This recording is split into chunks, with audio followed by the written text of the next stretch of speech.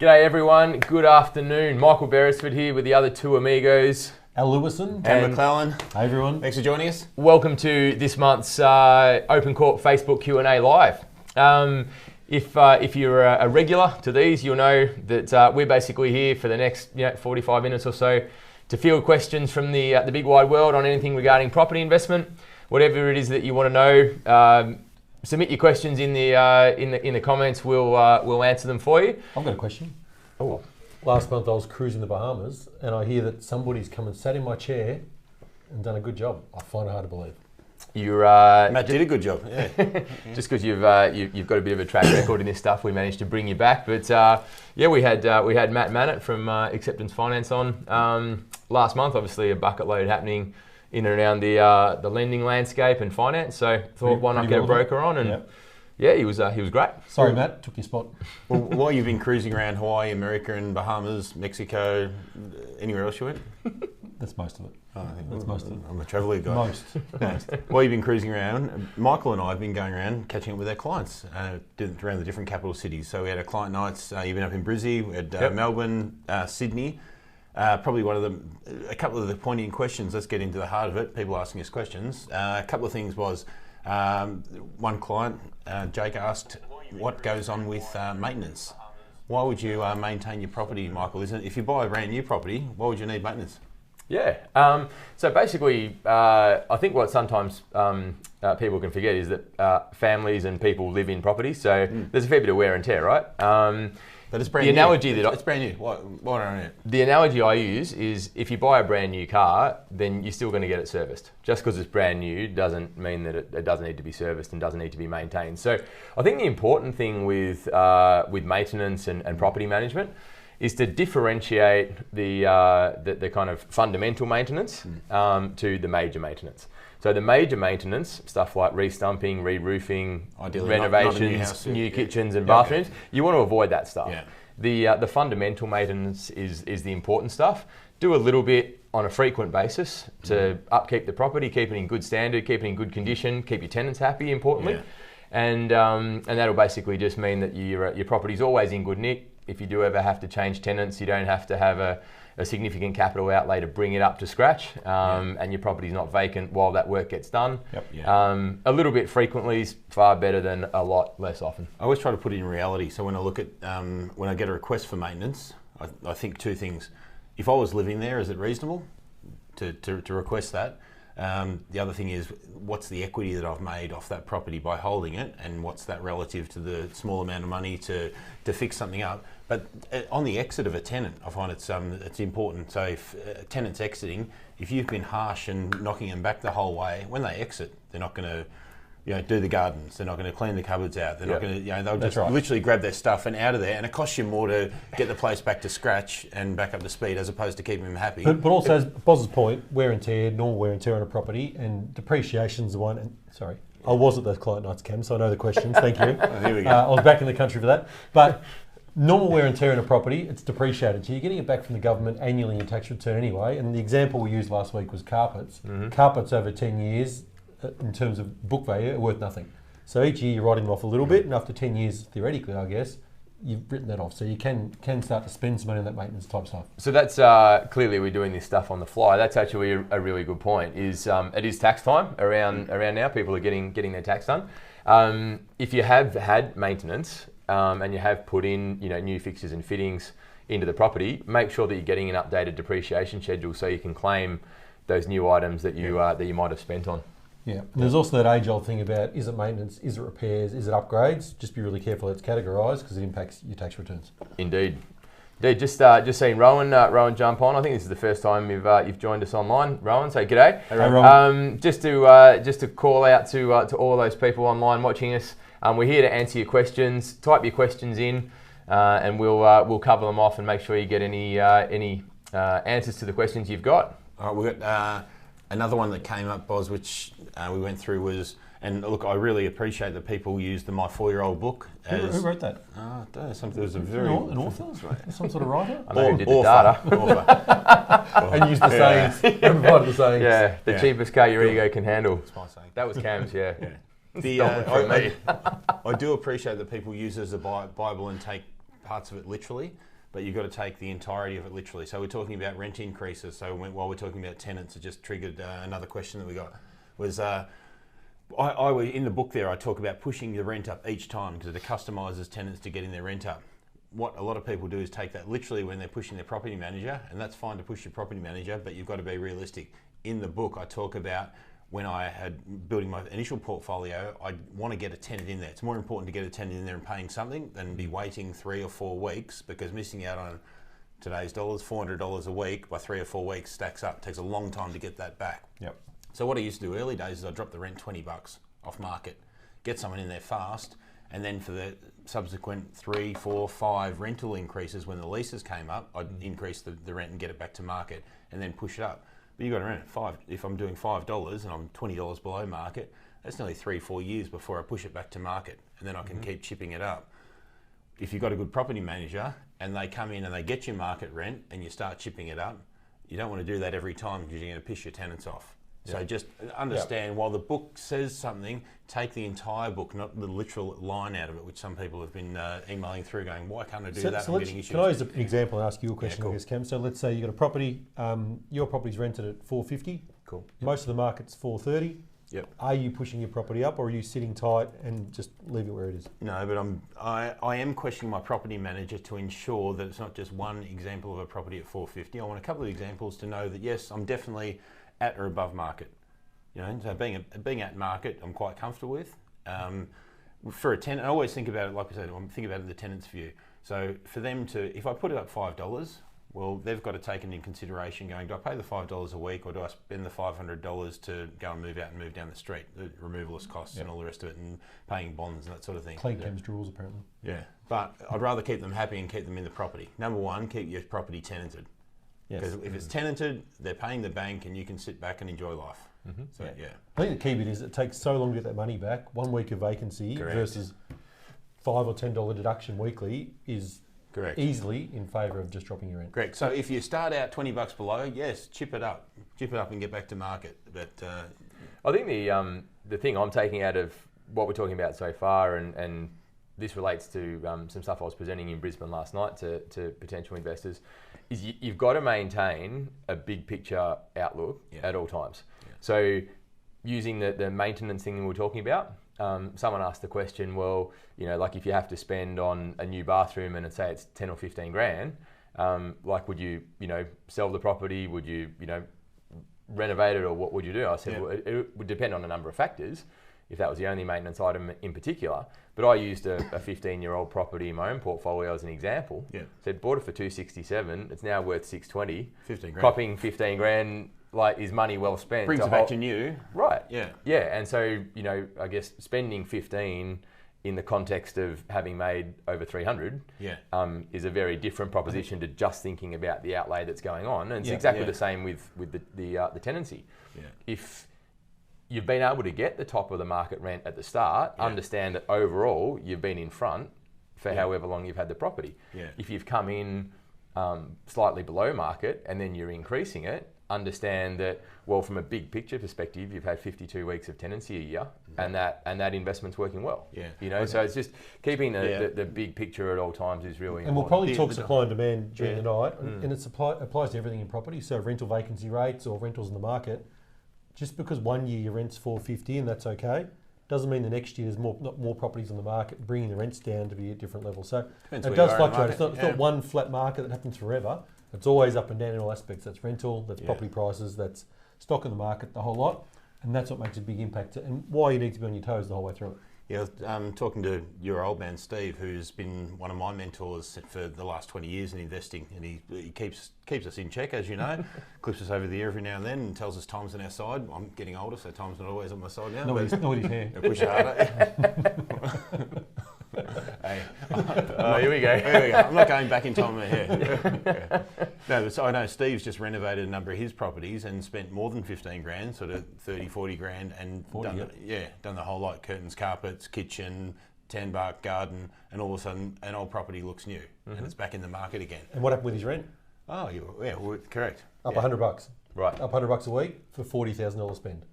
Money well spent. So you go, that's good yield and return on your money. Yeah. But you might go 40 grand is insane spending on a property, but he's had the thing for 15, 20, 30 years, whatever it's been. So it's doubled and doubled. So it's a good investment.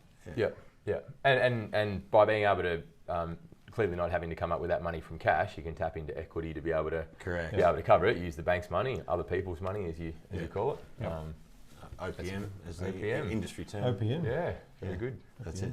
That's it. What have we been talking about going on in the big wider world in property, Boz? What are people asking us? Well, as I say, we've had a few people jump on. G'day Mike, g'day Robbie, g'day George. Robbie's got a good one, very topical at the moment. Are we all, get your bell out mate, are we already at the bottom of the property market? Well, it's funny because the bell doesn't ring at the bottom of the market. Not this historically. Rings in Kim's office. That's the ring at the bottom of the property market. No. Well, the old saying is that, and this is obviously a share trading saying, but it's really, really relevant to property, that the bell doesn't ring at the bottom of the market. That's hard to pick, is the basic premise of the term. The reality is it's the bottom of the market, and the bell's rung pretty loudly. Biz Oxford report that came out recently has created quite a stir. And they're one of the economic reports that we rely on and some of our data to collate in. But what are some of the fundamentals? We've got a perfect storm going on, and people say I've got rose-coloured glasses when it comes to investing. We talk about this, and I have got rose-coloured glasses. I've purchased property every year for the last 20 years. Year in, year out, I've purchased property. So you could say I've got rose-coloured glasses because I've been purchasing every year. But in some years, my glasses are, they're not quite full Bonos. They're more of a slit. So, but I'm very specific. While I purchase property, I'm doing it in very specific locations in capital cities. Yes, now I've got full Elton Johns going on. They're Dame Edna's. I just had this vision of like one of Maverick's co-pilots in these big Elton John aviators. No, we have a perfect storm. Aviators. No, we're stuffing around here, but honestly, the only reason the market has even taken a slight handbrake on in recent times is a man-made factor of pulling the handbrake on the levers. Now, not saying that the previous market cycles have not been man-made. The GFC, it's man-made if you get down to the nitty-gritty of it. Some of these ones are man-made. But this is a governmental, regulatory, man-made handbrake that's been pulled on the market as opposed to supply and demand. Now the handbrake's been released, the perfect storm kicks in, and this is what we're going through with some of the clients. I don't know if you got some of the topics there that we were going through the other day, Boz? Yeah. So, and more importantly, what does it mean to investors? Sure. So there's a few things in there. So if we just recap for people that haven't heard what we're talking about on previous sessions or on some of the WODs. By the way, if you don't know what a WOD is, it's a wealth workout of the day. We release a new one every Wednesday. It's a short educational video, either topical in terms of what's happening on the market or a key topic around property investment. So you can jump onto our YouTube channel and subscribe. You'll get that delivered to you every week. There are a couple of, three fundamental things that have happened. I call it the triple treat. The first was the election result. So people hate change. Don't steal that one because that's mine as well. Well, I prefer basketball. Triple threat's better. Triple anyway. treat. Boz likes ice cream. When you've been dealing with banks for the last 3 years, the way it's been, it is a treat. The election result, people hate change. Coalition coming back in has had an instant and significant increase in consumer confidence. Best way to measure that in the property market has been the clearance rate improvements. Week to week, pre-election, we were tracking somewhere between 45 and 50% at best, and low numbers too. Yeah. Low sales volumes and clearance rates less than half. Pretty much trending up since the election. We've seen sales volumes increasing. There was even over 900, I think, in Melbourne one of the last 2 weeks.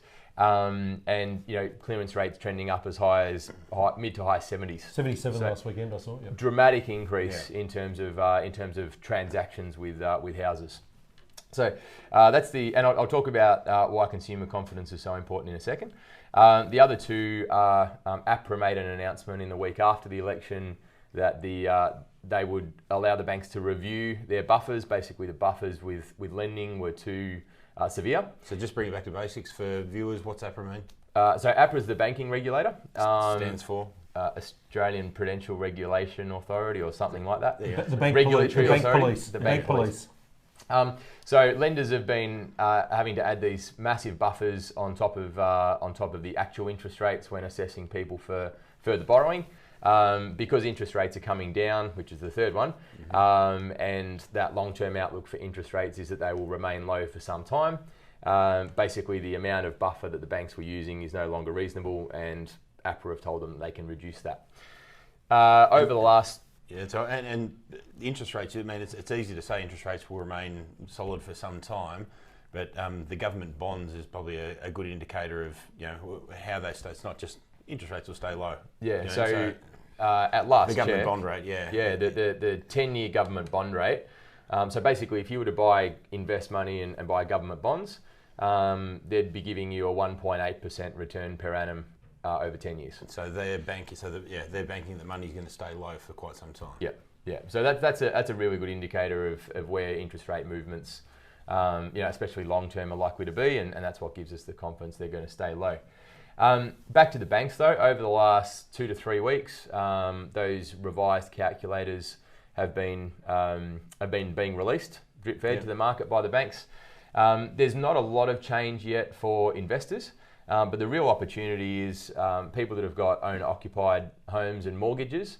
The assessment rate has dropped significantly on nearly 2%, in fact, on that debt. So if you're in a position where you're a homeowner of your own home and you've got a mortgage and you haven't been able to borrow to invest up until recently, it's time to review that. If you need help with it, we've mobilised Justin Ellis, one of our guys in our team, for an individual consultation. Contact Justin directly. His email is justin@opencorp.com.au.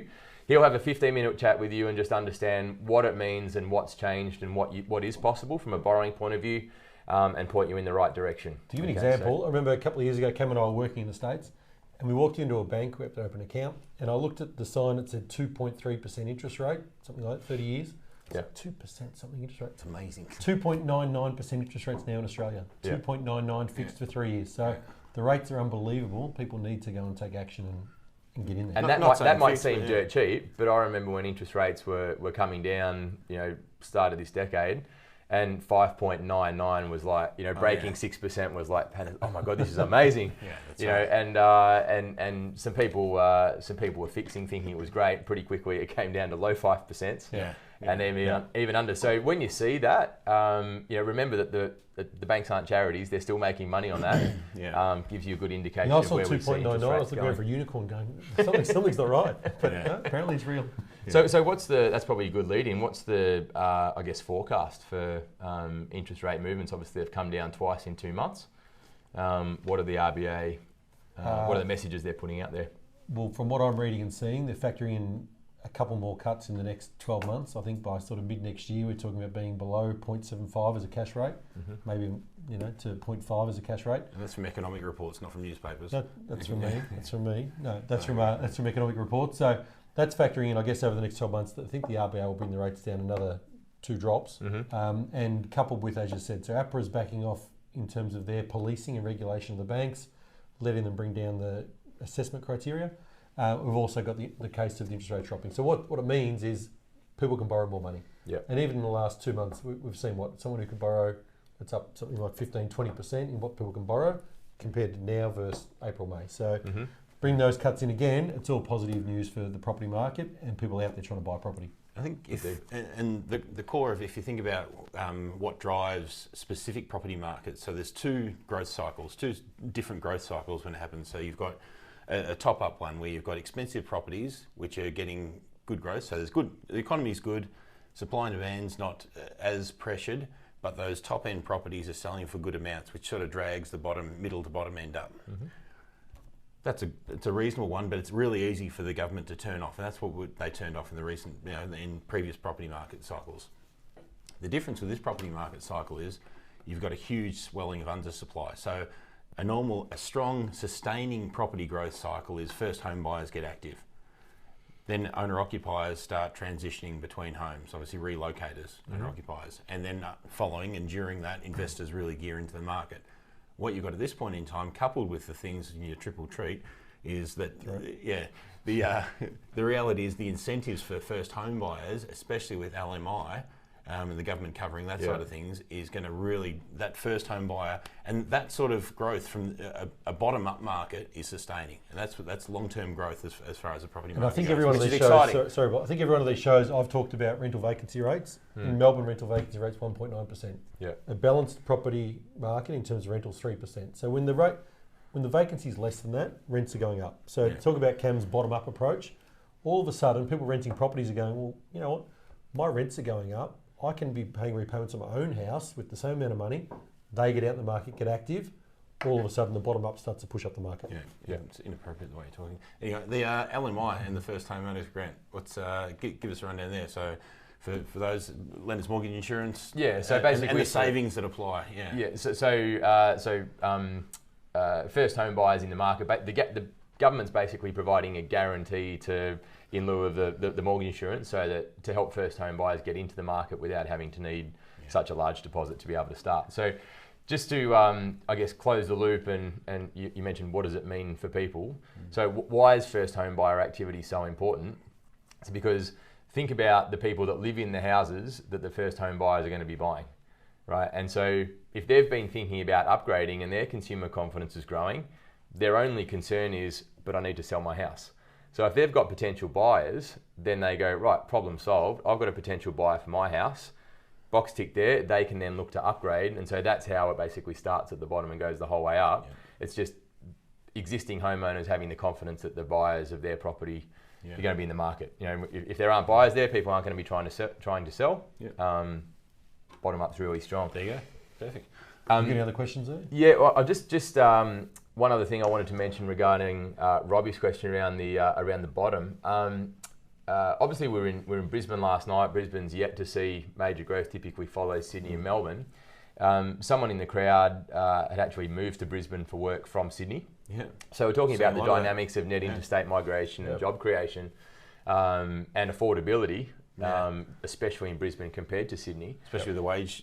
The slight difference in wages, Yeah, Brisbane and Melbourne are basically on a par, yet Melbourne's median's above Brisbane. So there's a lot of kind of pent-up disposable income there for people to be able to afford more expensive houses. But the point that we were talking about with regards to Sydney was this ex-Sydney sider said, prices have come back in Sydney, is it a good time to be looking back into Sydney again? I said, yeah. There's been that minor market correction in Sydney, but it's only back 14%, and that 14% was off 75% growth. So still can pull back a bit more, and you've still seen even though there's been a short-term correction, when you think big picture in terms of market cycles, it's still seen the majority of the growth that it's going to see in the recent past, and not likely to grow significantly into the foreseeable future. And the vacancy rate. Are there some other factors? We're all going to say the same thing. Are there some other factors, Boz, that would lead you to thinking that maybe there's some other reasons that might continue to drop? Or some safer bets. And really, property's not about picking a winner. It's about not picking a loser.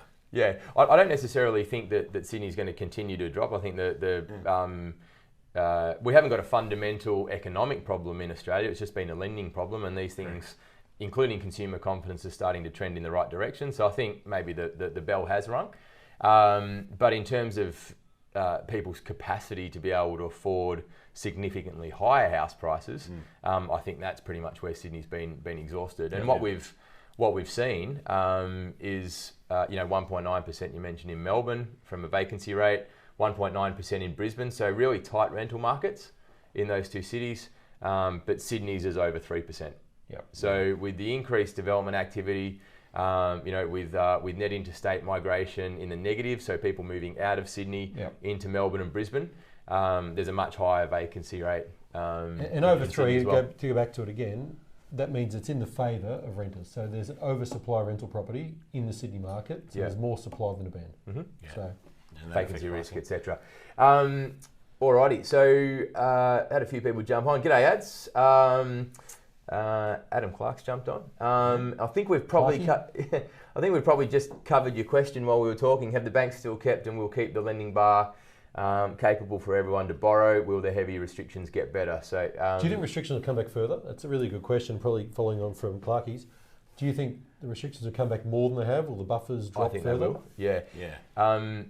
There's been nothing to suggest that in terms of the messaging, but what I'm seeing in terms of the changes that have happened so far is that for the first time in a long time, a really prudent approach is being taken where, hey, let's just tweak the knob a little bit, open things up, make it a bit easier, see what happens. Yeah. Then I think they'll tweak the knob again and see what happens, and kind of gradually kind of come back to where the servicing calculators were, or close to where they were, over a, who knows, 1-2 year period. Yeah. And as opposed to what they did when the lending restrictions came in, where they basically just went from 0 to hero and hit everyone with a sledgehammer. I think Boz means dial, but turn the knob. That's the next question. How old are you? Both of you older than me. I think he means dial.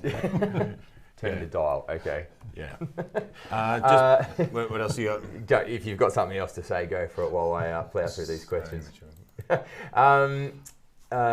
G'day, George. George has jumped on. Should I wait until my investment has grown to use the equity from that for the next one, or should I use the equity from my own home? Sounds like acquisition and consolidation. Yeah, going back to ensuring that you follow your mentor's advice. So taking advice from people who know what they're doing. I asked exactly the same question 21 years ago, once I had a bit of growth from my primary place of residence, and which I then turned into an investment property.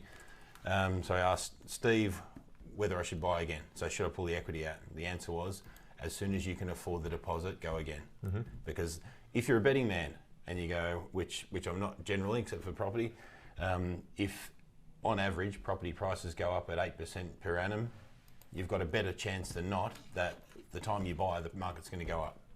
Mm-hmm. So if 0 is the average and it went up and down, well, it'd be a 50-50 bet. But the reality is you got a much better bet buying any time you can.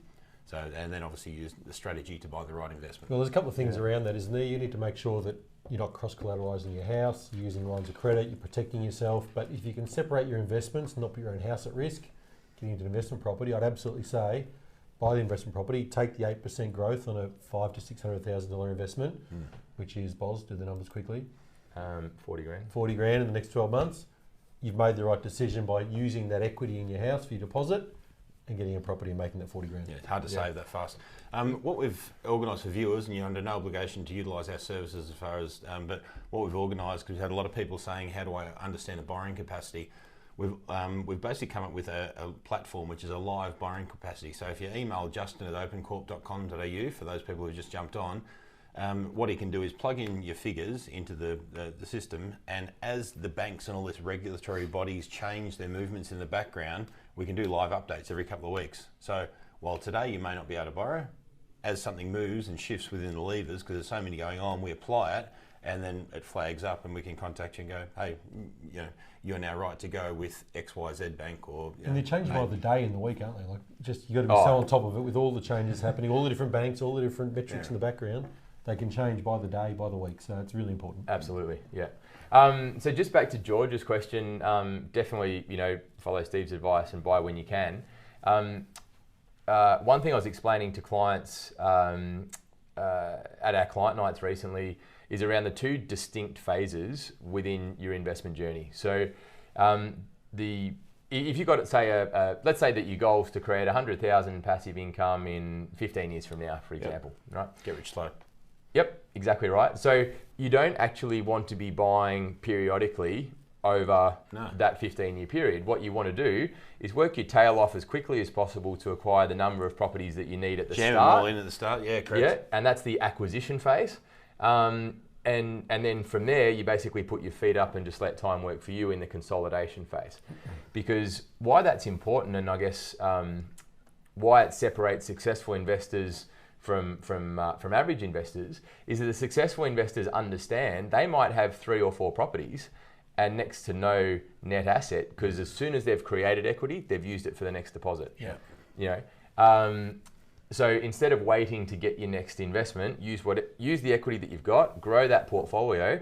If you need 4 properties, say, to achieve that goal, get your 4 as quickly as possible. Yeah. And then from there, know that your debt's not going to increase because you're not borrowing anything else. Yep. You're just letting time work. And if you've got a full, say, 10-year cycle until your time frame's up and all those assets double in that time frame, that's where the massive compound growth effect happens, and you make your money after you've bought them. Can I use a real example of some numbers? So when my parents bought their first house, it was 1977.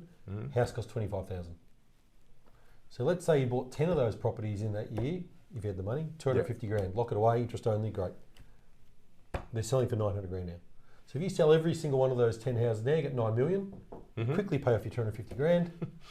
You're very happy. Happy days. Proves the point. The quicker you can buy them and let compound growth take care of it, is where you get the real maximum gains. Yeah. Don't fall into that trap of, I want to see my investment grow in value and kind of give you the warm and fuzzies that you've made a good decision before you make another good decision. Trust that over time, and we're taking a long-term approach, that you're going to be successful with it. Buy when you can. Yeah. But Boz also talks about life is for living, so don't overextend yourself. Live your life. Don't stretch yourself, kill yourself trying to do it. Enjoy life along the way. Make sure you're comfortable, but do it as quickly as you can so that you can take care of that. The capital growth takes care of itself. Thanks, Al. While we're in Sydney, we were lucky enough. So supportive. You should be on the front cover of a magazine. We were lucky enough to catch up with Kim and Sarah from Your Investment Property magazine. And we need to give them a plug and a thank you. So how to invest for big gains in 2019. There's a couple of good-looking blokes on the. Oh, there's probably one on this side. is basically if you want to grab a copy of Your Investment Property magazine, grab it this month.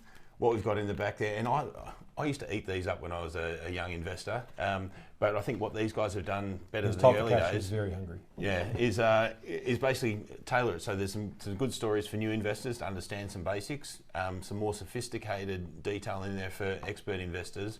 But I used to love the data in the back. That's a really good summary of a lot of the economic reports going out there, and they do a really good job of drawing that data in and making it relevant for investors. So.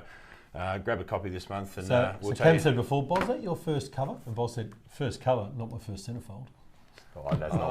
That is not what I said. Let's get this back on track. How's the OpenCorp corporate uniform? White shirts, blue jackets, and brown shoes.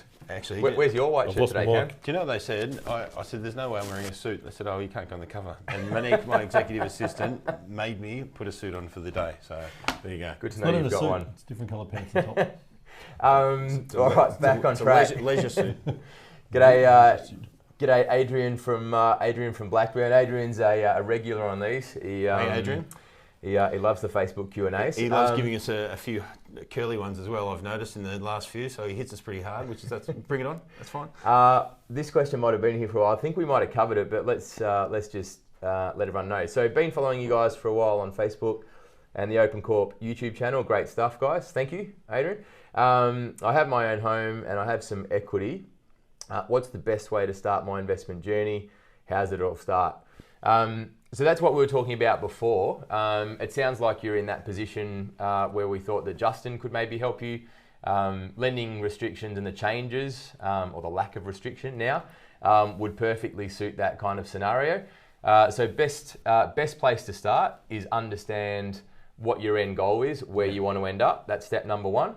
Step number two is understand your borrowing capacity. So that's where Justin can help. Again, Justin Ellis, who's on justin@opencorp.com.au, have that initial consultation with you, help you understand your borrowing capacity and the best path forward from there. So I reckon it's a pretty relevant one, Boz, because we talk about understanding your end goal. And hopefully, Adrian, that answers your question for the first step.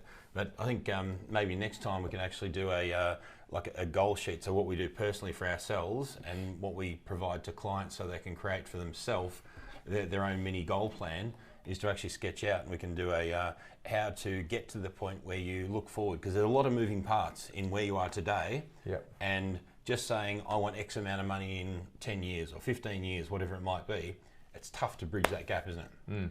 So maybe we can give the viewers a bit of a tool to go through and work out for themselves what their end goal is. And I know there's some calculations in there, but maybe we can step through that next time. I think it's a good value. Probably, Adrian, the other thing I'd say is that we're not buying lollipops, the popular thing we say here. A mistake can be very expensive. True. So it's about getting it right. First thing I'd say is educate yourself. Make sure you're not jumping into something you're unsure of or you find is too risky. There's an author in the midst here who's got a great book. Haven't got one? Ask for it again. Justin@opencorp.com.au. We'll get a copy of a book to you. But it's about firstly understanding it, and secondly, as Cam said, here to mentor the whole way through. So if there's people you can tap on the shoulder and help you and hold your hand through the journey, we like sleeping. You want to be sleeping at night, making decisions that you know are sensible and taking on the path to success. There you go. It's very inspirational. Oh, Cool. this holiday's done me well. Ethan's joined us online. We haven't seen Ethan before, or at least I haven't noticed Ethan before, so welcome along, Ethan. Sounds like a pretty motivated 21-year-old. So he's got a couple of things here. Sounds pretty similar to where you guys were in your early 20s, so I'll... He's handsome, is he? I don't know. I can't tell. You're in good form, mate. Whatever you had in the Bahamas is working. What are your opinions on a young guy trying to get into sales and marketing with the dream of being one of the most recognised salespeople in Victoria and Australia? Was the first one, and then he followed that through with, what's the best advice you can give to a 21-year-old wanting to get into an investment in real estate? It is a bit in the future for me, as I'm currently unemployed, but I'm wanting to get into sales marketing and taking steps to get there. Currently looking at the Good Guys and Harvey Norman, places like that. Yep. But he has no debt. OpenCorp's a good place to work, isn't it? No, can I go back a step? OpenCorp's only team, and so if we talk about our investment consulting team, come from educational backgrounds, so training and development backgrounds as opposed to sales. So it depends what your end goal is. The first advice I'll give you when it comes to sales is don't think about yourself. Yeah? Think about the people you're trying to serve. So it frustrates me in the old dinosaur sales day when you can see these people stand out. You walk in, and I don't want to use the the car yard analogy or degrade any sort of sales arena, but the old school days, in the 90s, 80s, 90s, when you go in and that hardcore sales, pressure tactics, all the the silent pen hold, and all the slick moves that they'd pull on you, and you're sitting going, it's just cheese. Cam knows them all. Yeah, that's right. No, I come from a sales background. There's absolutely no doubt. I did years and years on the phone with Telstra, and they taught you all the hardcore pressure sales tactics. And then I went out on the road selling in recruitment and my own telco business and IT business. So, but what I got to the end of is going, it's so much easier to get rid of all the crap and all the tactics about sales and really just get into what is it that someone needs.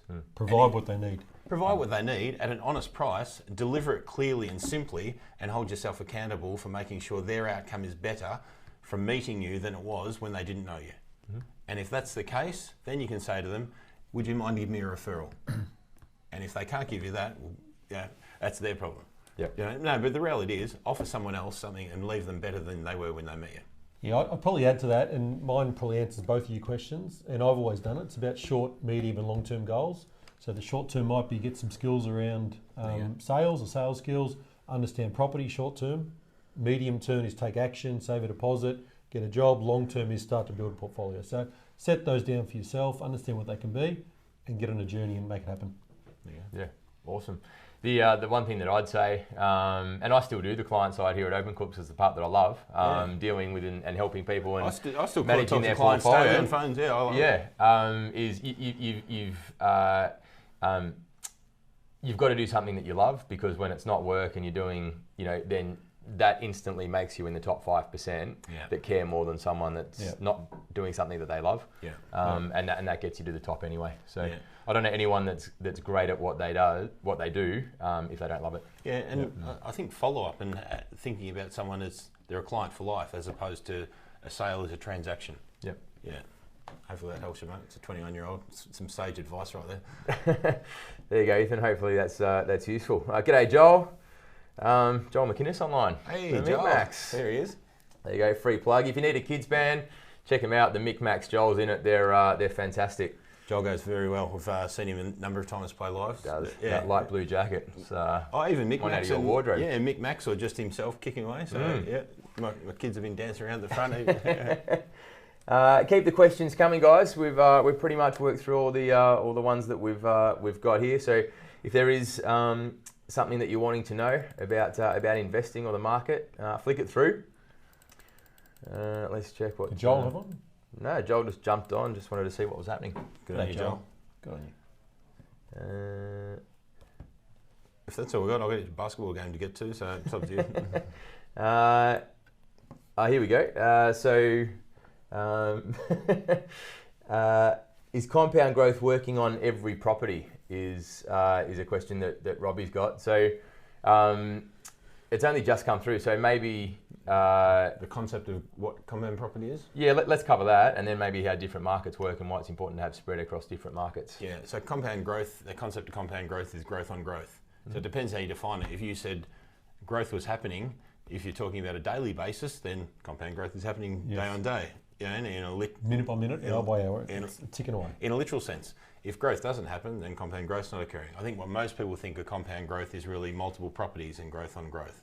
Yeah. So it can also pause, I guess, can't it? I mean, I've never thought of it like that. But if you're in a market where you've got your growth on growth daily, hourly, weekly, whatever it might be, market slows down, it's flat, ticks off again, it's still growth on growth. You're still getting your compound growth. Yeah, but I think the key, and what most people, investors, don't realise is if you've got all your properties in one capital city, you're dictated to by that market. So, which is why I've invested across multiple capital cities. So while one market might sit flat or even come back a little bit, if another market goes up, I can take the equity out of that market and move it back into a market which is ready for next growth. So hence you're getting that compound growth continually. So you're going back to Point Break, you ride the endless wave. What did Einstein say the eighth wonder of the world was, Bob? Compound growth.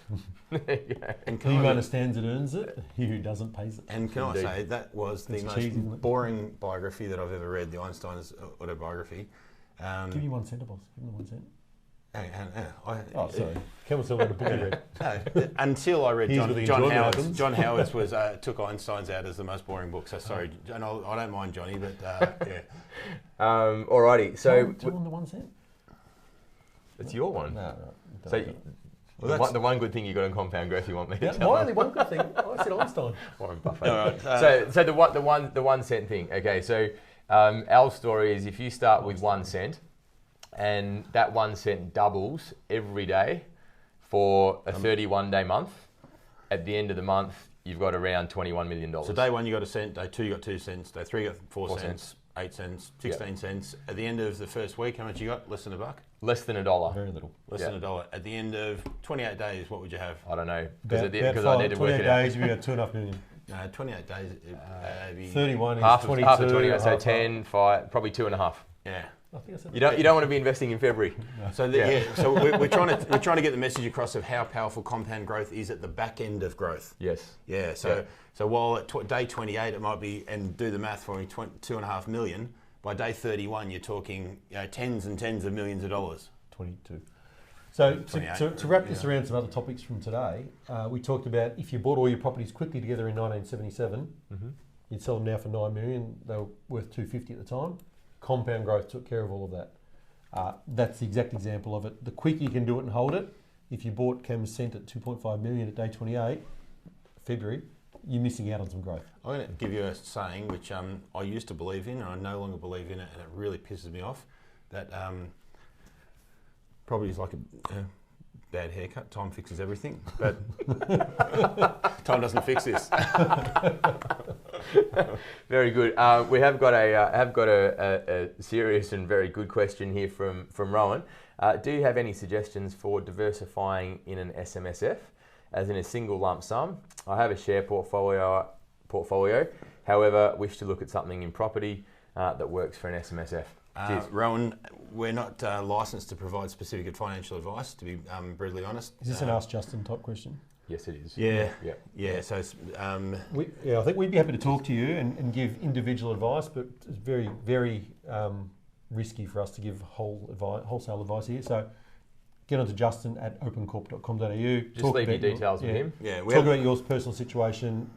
We'll give you some our thoughts and maybe some guidance. We do have a financial services license, but it doesn't license us to give specific advice in this forum. The one thing that we can give you in a public forum, Rowan, is the kind of things to be aware of with super LVR and tax rate, specifically in some of the restrictions. So if you are looking at actual properties in a super fund, you have to buy something complete. You can't do a land and then build, for example, or you can't do a renovation project or a knockdown and rebuild, anything like that. Whereas you can borrow up to 90% of a property's value if it's in your own name or in a trust. It's typically maximum 70% in a super fund, so you do need a bigger deposit. One of the restrictions is that you can't, once you create equity in that property in the super fund, you can't then borrow the equity to get another property in your super fund. You have to wait till you've accumulated enough funds for another cash deposit. The upside though is that when you get into the pension phase, you can sell that property and be capital gains tax exempt. Yeah. I think one of the key benefits of building a portfolio, the way we talk to clients about though, is leveraging that growth, isn't it? 100%. And fundamentally in a super fund, you lose that aspect of it. So while we're not saying it's not perfect and it suits some people absolutely, what we talk to clients about is utilising that growth and the growth of your portfolio as a whole to get to your, what do you call your two phases?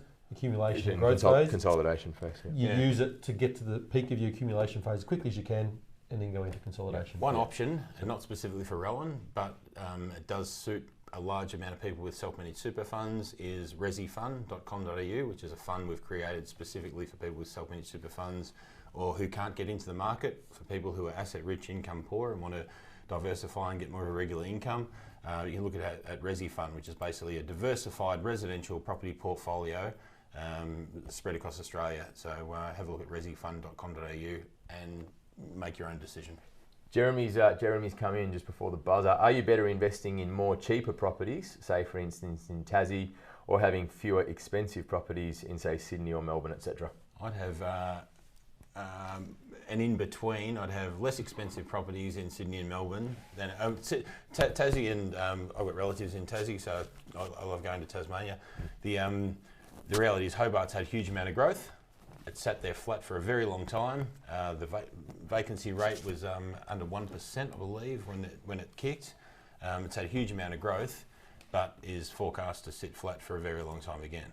I might give Boz's sense in a certain way in a moment, but we look at certain things. It's around population of a certain area. It's around, I guess, the vastness of employment opportunity. It's about population growth. It's about employment generators. Whole range of things that come into the mix of where we'd invest. But I think Boz is in a great position to talk about the difference between, let's say, blue chip properties and affordable properties and what that can mean for someone's journey. Yeah. So basically, when you look at, you do a side-by-side assessment of, if you had the same borrowing capacity, right, and you could hold 3 affordable properties for every 1 blue chip property, if that was all you did over a 10-year period, you're over $1 million in front for the same cash flow out of your pocket. So affordable properties with a strong rental yield and maximum tax benefits get you so far further in terms of compound growth because you're holding more asset for the same week-to-week money out of your pocket. With that said, in order to get that growth, you need to be in the major capital cities where you've got the least amount of land and the most amount of people and the most amount of jobs. So not getting into the semantics of your question there, Jeremy, but stick to the 4 main capitals and affordable property under the median house price in those capitals. That's the best recipe, the way we find it. And what's important there, it took us a really long time to get our ideal criteria for where we'd buy a property, what fits within our ideal property, what makes the right area, the map process that people, if they haven't seen it, there's WODs on the internet about it. But people need to come up with their own. Jeremy's got his own strategy, but it's really important he defines clearly what makes an investment for him and not randomly go out going, Hobart's good, Adelaide's great, Darwin looked good yesterday, because you'll make a mistake. Let's have a strict plan you follow to get success. I wrote my foyer of the property investor. In the back of that, there's a number of check sheets. One of those is how to check a capital city market. I wrote these for my kids to use should they ever need down the track, but they're good for investors to use to keep them out of trouble. But there's check sheets in there, how to pick a capital city market, how to pick an area or a growth corridor, and then finally find the ultimate investment property for that area. So utilise that if you need to keep you safe. Yeah. Robbie's got one, seems fixed rates are low at the moment. Al saw that one for 2.99. Do you remember who it was through? That was through Bank of America. Bank, I think. Okay. Oh, that was here. Yeah. Right. Should we fix now or wait and do it later? I might take this one if that's all right. So I don't have the current month's data, but the last time I looked at this, the percentage of people that fix, only 14% of them beat the bank. Well, the house always wins is the old saying. Pretty much. So banks employ economists and finance people far smarter than all of us on this stuff. Like I said before, 2.99 is not a charity. They're making money on that. So while fixed rates can sound really appealing, just make sure that you fix for the right reasons. Those reasons are not to try and pay less because the bank will win most of the time. But it's to give you surety of repayment. If you like the stability of the same amount every month, fixed can work. but it does have some trade-offs in terms of lack of flexibility and giving the bank a bit more control. Yeah, the flexibility is really important one. People, if they fix in, but then they want to draw out equity out of those things later on. So just really understand your loan contract and Yeah, what it can be quite limiting. Yeah. So there we go, guys. I think that's it for questions. We're 52 minutes in. There's nothing else. We'll wrap it. Thanks for joining us. First Thursday of every month is the OpenCorp Facebook Live Q&A. We'll teach you how to do that, your own assessment on your goals and how to break that down from today to 10, 15 years next time. I think that's a good one to do. Yep. And again, if there's other questions along the way, Justin at opencorp.com.au, shoot your questions through. We'd love to see them. It'll help us for next month. We can answer them. And if it's individual questions, we'll come back to you on your situation. Don't blow your own trumpet. Grab a copy of Your Investment Property magazine. Thanks, guys. See you next time, guys. Cheers. Bye.